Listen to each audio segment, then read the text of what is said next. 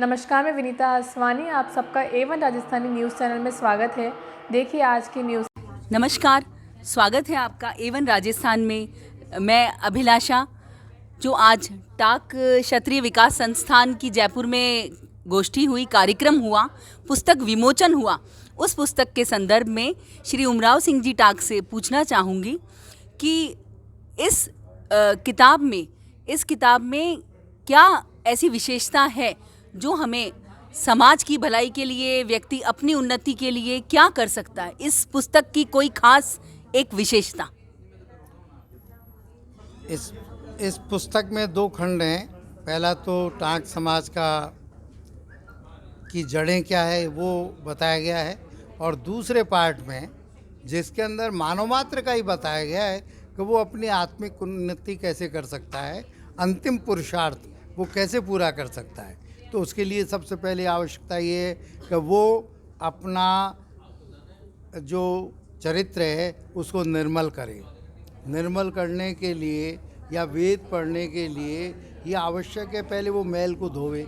मैल को धोने के ये तरीके होते हैं कि भाई वो अपना श्राद्ध, पूर्वजों का श्राद्ध करे, उनका तर्पण करे, यज्ञ करे, दान देवे। ये जो चीज़ें हैं जो पंच यज्ञ कहलाती हैं, ये हद सदग्रस्त को करनी चाहिए, तभी वो सदग्रस्त है। उससे क्या होती है, निर्मलता आती है, और निर्मलता आने से फिर वो उपनिषद भी पढ़ सकता है, वेद भी पढ़ सकता है। नहीं तो बिना उसके कुछ समझ में नहीं आएगा वेद क्या है, कुछ नहीं समझ। जीवन का अंतिम उद्देश्य मोक्ष, और मोक्ष की प्राप्ति किस प्रकार हो सकती है ये हम जानेंगे। ये उसके लिए क्रमिक आपको साधना करनी पड़ेगी। पहले तो आपके मन में जितने आवरण हुए हैं जन्म जन्मांतर से, एक ही जन्म के नहीं होते हैं, कई जन्मों के होते हैं, वो आवरण हमें क्या है दूषित करते हैं, एक के ऊपर एक, उनको हमें हटाना है। और वो कैसे हटाएंगे? सत्कर्मों से। सत्कर्म क्या है?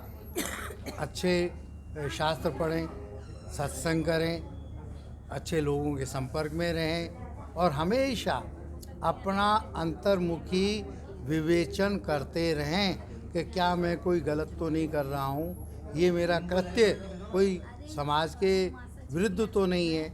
आज मान लो व्यापार भी करते हैं तो हमारी फोकस इस बात पे होना चाहिए कि ग्राहक का फ़ायदा हो, न कि ये कि हम चाहे उसका नुकसान हो जाए, मिलावट कर लें, और कर लें, और उसमें हमारा फ़ायदा हो जाए। अर्थात आप ये कहना चाहेंगे कि आप ये कहना चाह रहे हैं कि व्यक्ति के कर्म अच्छे होने चाहिए। यदि उसके कर्म अच्छे हैं तो वो स्वतः ही धीरे धीरे मोक्ष की तरफ बढ़ता जाएगा। बिल्कुल, वो इसीलिए अपने आप वो सतोन्मुखी हो जाएगा, और सतोन्मुखी होते होते उसको अंतिम पुरुषार्थ प्राप्त हो सकता है। बहुत बहुत धन्यवाद। तो दोस्तों, इसी तरह की लेटेस्ट अपडेट्स पाने के लिए आप हमारे YouTube चैनल को सब्सक्राइब करें A1 राजस्थानी। और इसके अलावा आप हमें Facebook पे भी सर्च कर सकते हैं, राजस्थानी करें A1 राजस्थानी। वहां जाकर आप हमारे पेज को लाइक कर सकते हैं और वीडियो को शेयर करना ना भूलें।